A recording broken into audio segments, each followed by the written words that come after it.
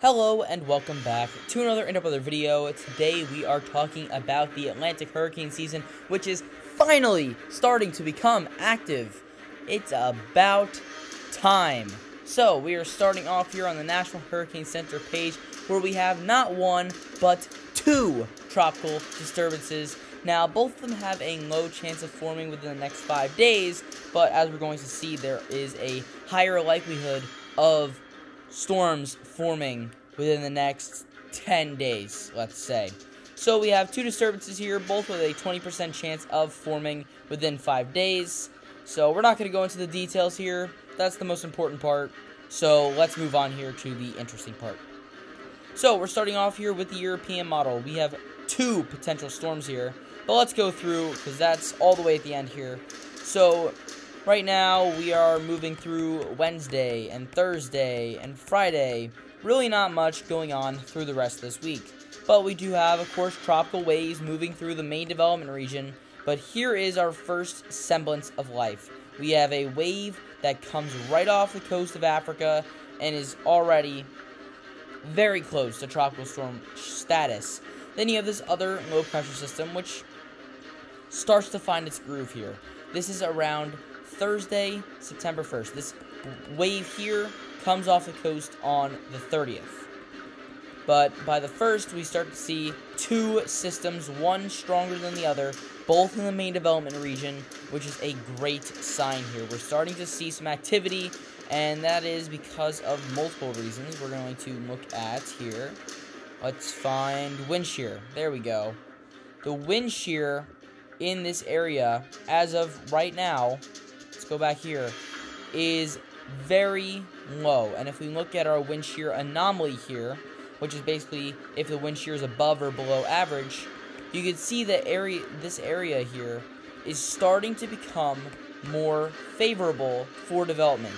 This number here, we're getting closer to those 0, that white, that blue, which is very favorable for tropical development, because if a storm does go into this red, it's going to get torn apart by the wind shear, the winds at different levels of the atmosphere moving in either different directions or moving faster than one or the other.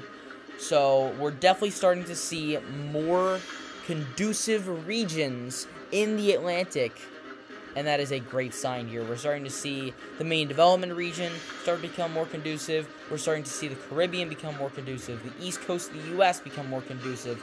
The Gulf starting to become more conducive. I think everything is starting to line up, and you do not understand how excited I am for this, because it just seems like it's time, right? We've been predicting this above average hurricane season, and it's getting towards late August, and we have nothing.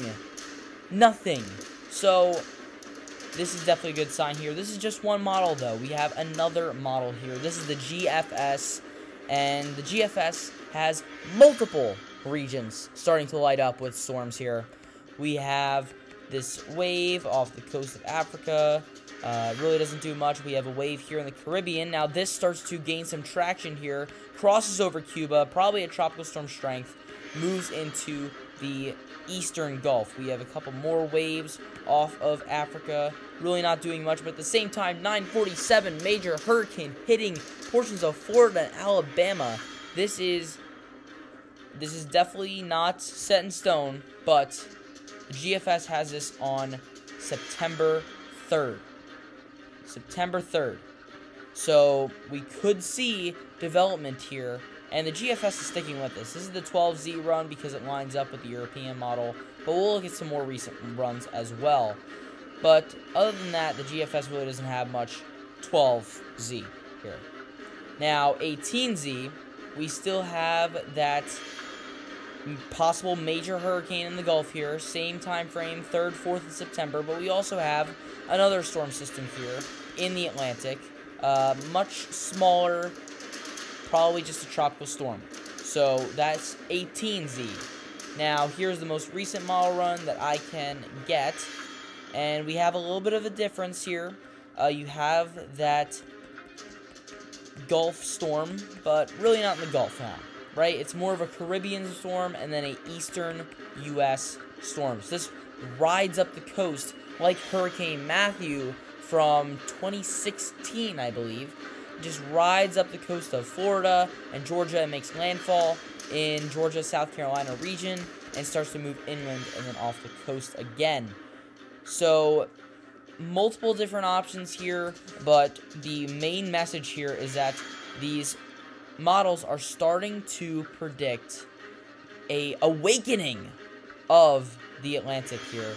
And here's also our wind shear anomaly here. The GFS is also showing these reasons, such as the main development region, the Gulf of Mexico, Caribbean, the east coast of the United States, starting to become more favorable. So, great news for the Atlantic, and we're starting to see things churn up, and that is going to be very interesting, right? We're going to get very, very interesting. The peak of hurricane season, on average, is September 10th, but we had a late start, so maybe we could have a late peak.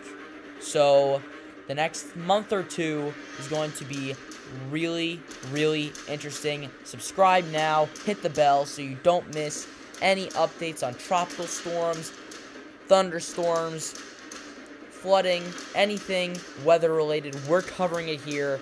It is time to get going, Atlantic, and it's time for you to subscribe so you don't miss any tropical weather updates, any hurricanes.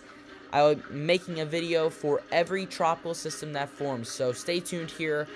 Atlantic hurricane season, it's on. But that is all the information that I have for today. Thank you guys for watching. I'll see you guys next time.